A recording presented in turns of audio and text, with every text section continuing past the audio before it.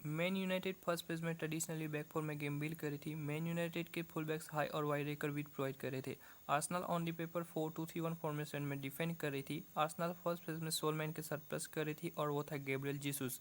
Gabriel Jesus United के centre backs को dedicatedly press कर रहा था, लेकिन जीसस यूनाइटेड के सेंटर बैक्स के सामने 2 वर्सेस 1 डाउन था, सो जीसस इफेक्टिवली प्रेस नहीं कर पा रहा था। सो मैन यूनाइटेड के सेंटर बैक्स आसानी से विद द बॉल मूव कर रहे थे। सो नंबर को न्यूट्रलाइज करने के लिए मार्टिन ओडेगार्ड मिडफील्ड से हाई आकर सेंटर बैक्स को प्रेस कर रहा था। सो आर्सेनल फर्स्ट पेज में मिडफील्डर को पुश करवा के सेंटर बैक्स के सामने 2 वर्सेस 2 सिचुएशन बनाने की ट्राई कर रही थी।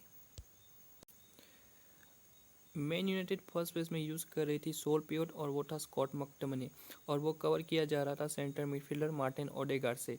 मैन यूनाइटेड के सेंटर बैक्स को मैन टू मैन प्रेस करने के लिए मार्टिन ओडेगार्ड हाई मूव कर रहा था, और उसके हाई प्रेस करने की वजह से यूनाइटेड का पिवोट स्कॉट मैकटोमिने अनमार्क था।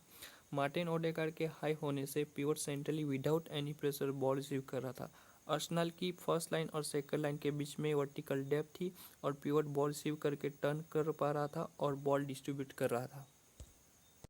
आर्सेनल यूज़ कर रही थी डबल डिफेंसिव मिडफील्डर्स, और वो थे ग्रेनिट जाका और अल्बर्ट सांबी लोकांगा।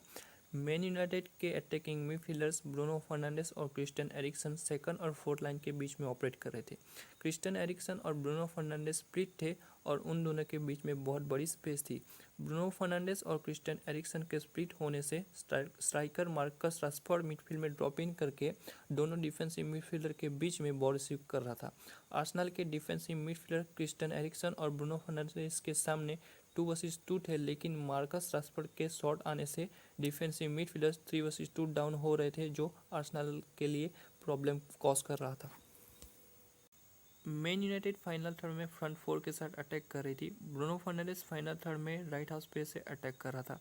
ब्रूनो फर्नांडिस के राइट हाफ स्पेस में होने की वजह से फुल बैक फोर्स हो रहा था नैरो डिफेंडिंग करने पर। लेफ्ट बैक के नैरो ड्रिफ्ट होने की वजह से मैन यूनाइटेड का राइट विंगर एंथनी फ्री था फ्लैंक पर।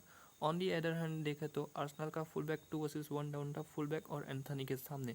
सो जब एंथनी बिल्डअप फेज में राइट फ्लैंक पर ड्रॉप इन कर रहा था, तब डबल माइंडेड था फुल बैक को कवर करे या फिर एंथोनी पे कमिट हो। सो जब आर्सेनल का फुल बैक डिसाइड करता था फुल बैक पे कमिट होने पर, तब एंथोनी अनमार्क हो जाता था और वो हाफ स्पेस से डिफेंस के पीछे रन लगा रहा था।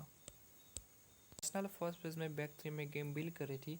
आर्सेनल के सेंटर बैक फ्री थे गोलकीपर के along side. Man United first phase में सोलमैन के साथ प्रेस कर रही थी, और वो था Marcus Rashford. Marcus Rashford sole pressure था, सो राशफोर्ड आर्सेनल की बैक लाइन के सामने 3 वर्सेस 1 डाउन था। आर्सेनल फर्स्ट फेज में डबल प्यूर्स यूज़ कर रही थी, और वो थे ग्रेनिट जाका और Albert Sambi Lokonga. Man United के विंगर्स एंथनी और सांचो वाइट थे, सो ब्रूनो फर्नांडिस आर्सेनल के प्यूर्स के सामने 2 वर्सेस 1 डाउन था। सो मैन यूनाइटेड नंबर्स को न्यूट्रलाइज करने के लिए स्कॉट मैकटोमिने को मिडफील्ड से आगे प्रेस करवा रही थी। सो आर्सेनल के पिवोट 2 वर्सेस 2 थे स्कॉट मैकटोमिने और ब्रूनो फर्नांडिस के सामने। जैसे कि मैंने कहा मैन यूनाइटेड के विंगर्स वाइड ऑपरेट कर रहे थे, उसका भी एक रीज़न था।